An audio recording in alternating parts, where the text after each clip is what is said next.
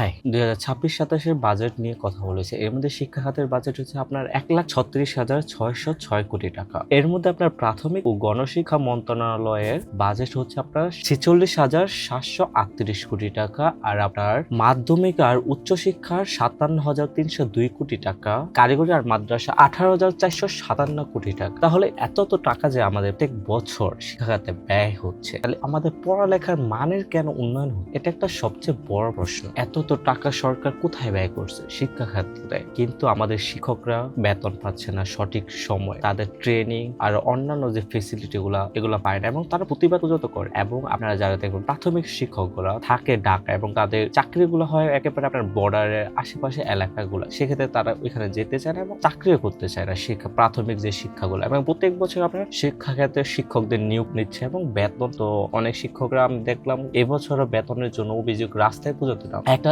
জাতিকে গড়ে তুলতে শিক্ষকরা খুবই ভূমিকা রাখে, সেক্ষেত্রে ঠিক বেতন পাচ্ছে না বলে তারা রাস্তায় নামছে। তাহলে আমাদের শিক্ষা ক্ষেত্রে এত টাকা কোথায় ব্যয় হচ্ছে? শিক্ষকরা যদি সঠিক সময় বেতন পায়, তাহলে তারা কি পড়াবে? একজন শিক্ষকের বেতন যদি 16,000 টাকা, তার সমস্যা চলবে? তাদের মান কি বাড়তেছে? শিক্ষকের বেতন তো আর বাড়তেছে না। আপনি যারা মন্ত্রণালয়ে কাজ করে, তাদের সন্তানরা প্রাইভেট ভার্সিটি বা যার 16,000 টাকা বেতন একজন শিক্ষকের, সে কি তার সন্তানের প্রাইভেট ভার্সিটি পড়াতে পারবে? আমার তো মনে হয় পারবে না। সে নিজের সংসারই চালাবে নাকি সন্তান লালন পালন করবে? আর শিক্ষার মান কিভাবে উন্নয়ন হবে? এখন মুখস্থ বিদ্যা চারদিক শীত দড়াই দেয় ছাত্ররা, সেক্ষেত্রে তারা এটাই পড়ে। শিক্ষকদের বেতন বাড়াতে হবে।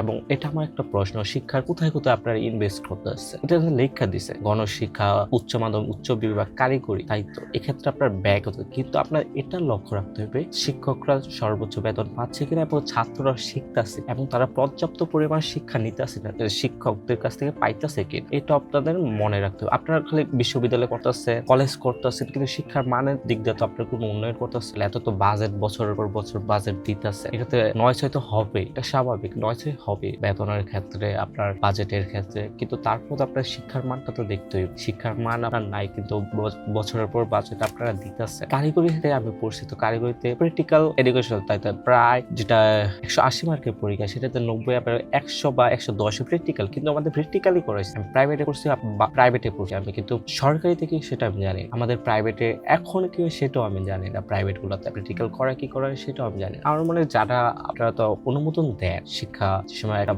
কলেজ বা পলিটেকনিক্যাল প্রতিষ্ঠানগুলো সরকার অনুমতি দিয়েই, তো সেক্ষেত্রে আপনারা 100% শিওর হন কিনা সেখানে লেখাপড়ার প্র্যাকটিক্যাল হইতেছে কিনা, বা কলেজগুলোতে ভালো শিক্ষক আছে কিনা। সেখানে আপনার কোনো আপনারা টাকা পাইছেন, আপনারা সাইন দিয়ে দেন, সেখানে আপনাদের কাজ বছর পর সার্টিফিকেট আসে। কিন্তু পরীক্ষার ক্ষেত্রে কি হয়? বাচ্চারা কি লেখে? মুখস্থ গুলোই লেখে। আপনার টেকনিক্যালি কিছু লিখলে সেখানে কোনো নাম্বার দেয় না, স্যাররা অ্যাপ্রুভই করে না, বইয়ের সাথে মিলায় নাম্বার। ছেলেটা বুঝছে, সে অনুযায়ী লিখছেন, নাম্বার নাই। এটা হয় আমাদের দেশে। এত বাজেট করতেছে, শিক্ষার মানটাও উন্নয়ন, সেটাই আবেদন সরকারের। ধন্যবাদ।